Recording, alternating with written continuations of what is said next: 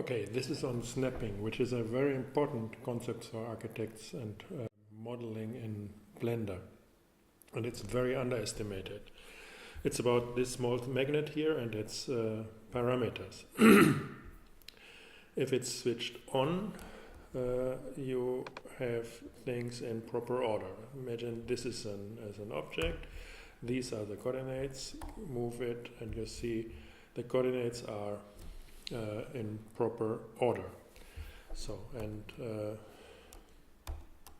get another object, move it, and here you see these objects are matching perfectly because they are in this principal grid and order of things. By that you can join elements. That's the principle of architecture. So you have to join 10, 100,000 millions of objects, and they should join precisely, otherwise wind, water and everything, insects coming in. So it's different with sculptures. You want to have a clear expression of your form and shape, and it's a single thing. The same with design. It's mostly a single thing, and by that you don't have to fit to others, and therefore snapping is not this important. So to show you how important it is, get this snap off and move this object, and you see here that the coordinates get messy, and if I now want to move it and fit it, it's not possible in principle that you fit it good, and you can't. So the visual can be, you can fix it to a certain degree, but it's never good. So you can do it by adjusting these coordinates. You also can do it with, so select both objects and then say cursor selection to grid. To control the grid, so let's see, start it here. To control the grid, you have the two things. First is we established meters here in the scene settings, and with the display we we control it here. So which means, for example, now we are snapping with 1 meter.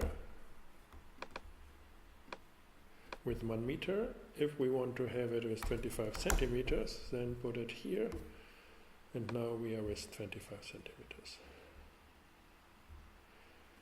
So if you zoom, then it's 10 centimeters by 25. Go out meters by 25. So this is how to control it. There's no grid which is different per per x, y, and z. That's a little unfortunate. But that's the grid toward the absolute, the snapping towards the absolute grid here. So we have an interesting other game if we want to snap to another object. So this is done with snap to, for example, the vertex of another object. So, for example, if I want to put this point, this vertex to this vertex here, then I select vertex, go near the point, the source point, move, and I snap it.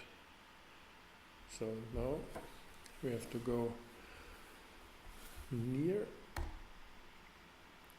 So, okay, now it has to, when starting this operation, it has to be the nearest point, and then go, and here we are. So, now it's getting more interesting now.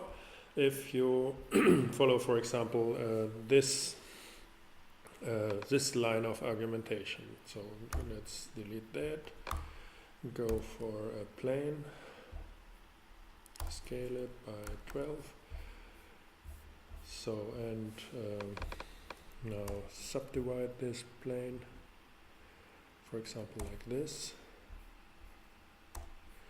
So to see the grid, we can go for display, wire, draw edges. Now we see the mesh of this line, and we can treat this and edit this mesh as we like, but the interesting is this might be the principal geometry of a building you want to have.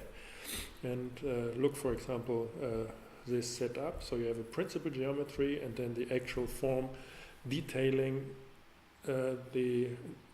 detailing the building within the parameters of the principal geometry. So parametric design is working like that you make these principal lines, anchor your elements towards these lines, and then you can change these principal lines and the whole building is adapting.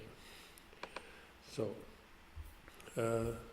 think this grid as your principal geometry, one first step of your design, and now looking for magnet and closest vertex, take this guy here and move it to these points. So that's good. So if you then, for example, want to scale, or let's go here.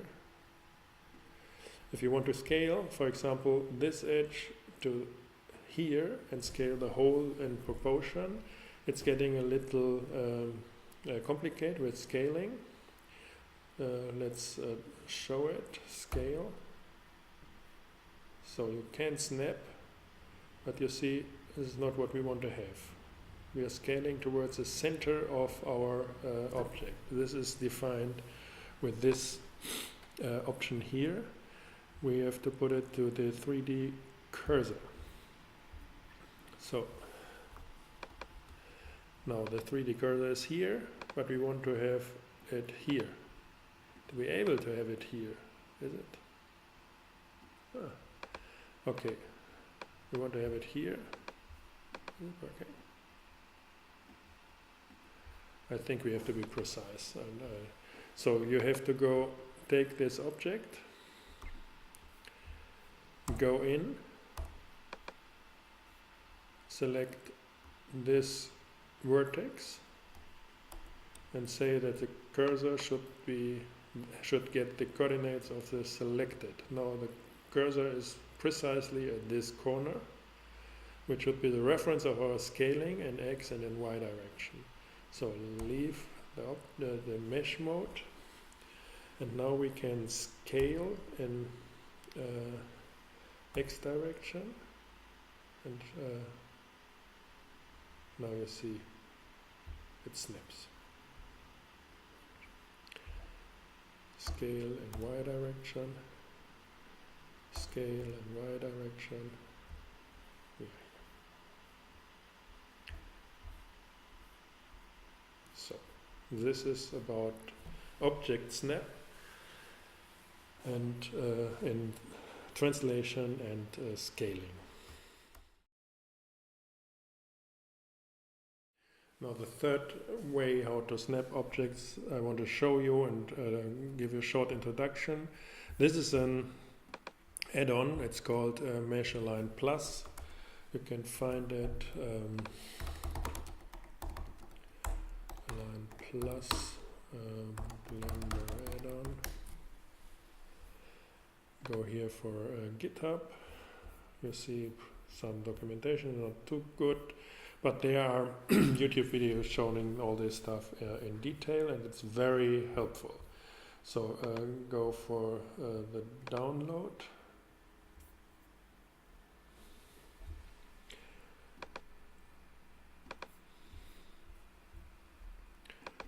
So this is our code.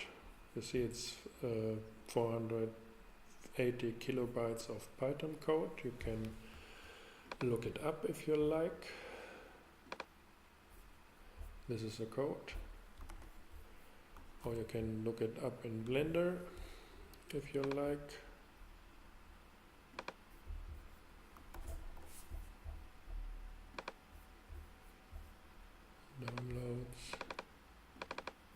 this is the Python code for this add-on.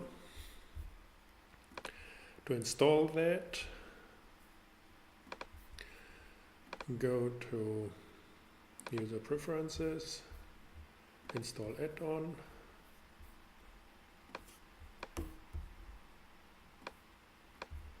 downloads, download it, go for mesh, align plus, put it on, and save it as your principal settings if you want to continuously use it as recommended. So then you get this menu, and this is a little tricky to go and to understand it. So imagine you have this object here.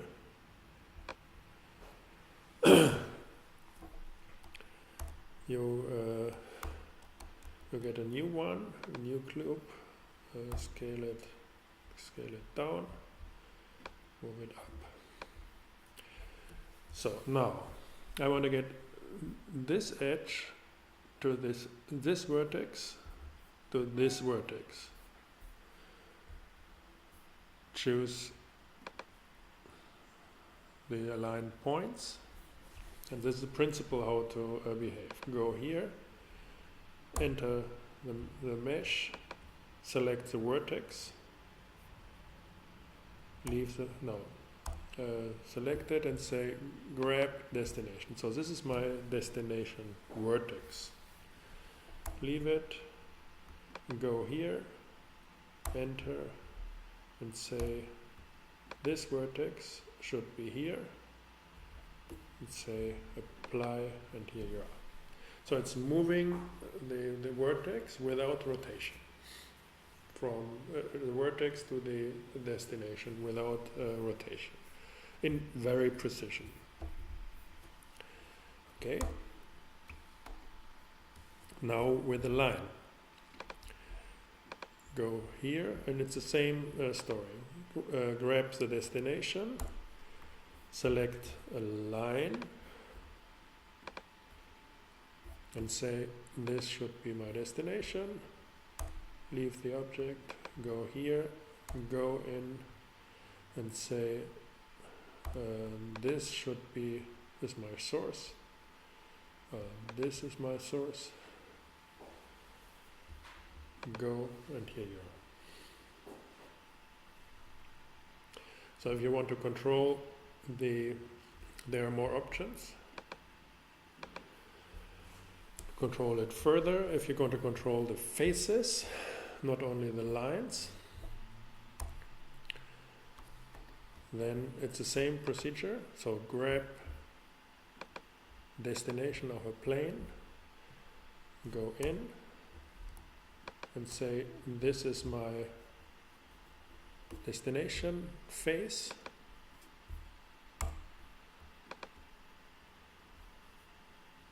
So this is my source. Go for example here and say object. Here we are. So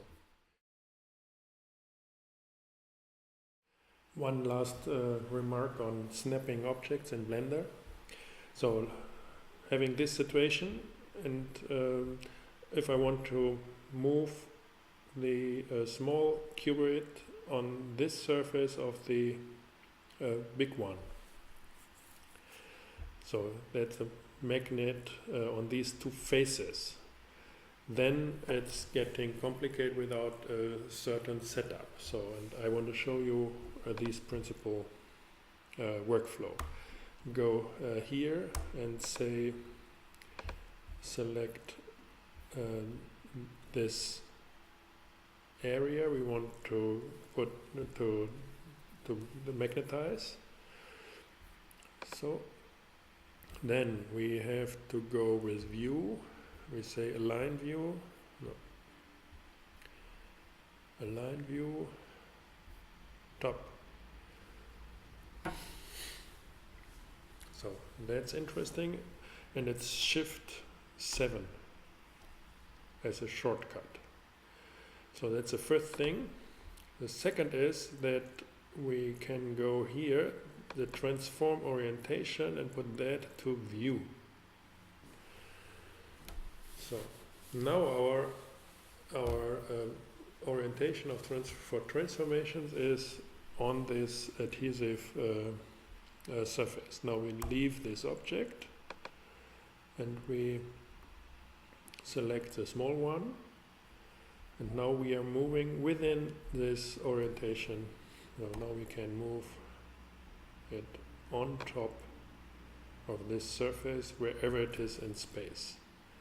So we even can snap it, so we can go G, snap it to here, or we can go for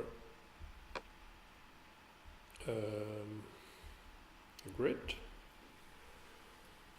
G, and here you see we are in grid.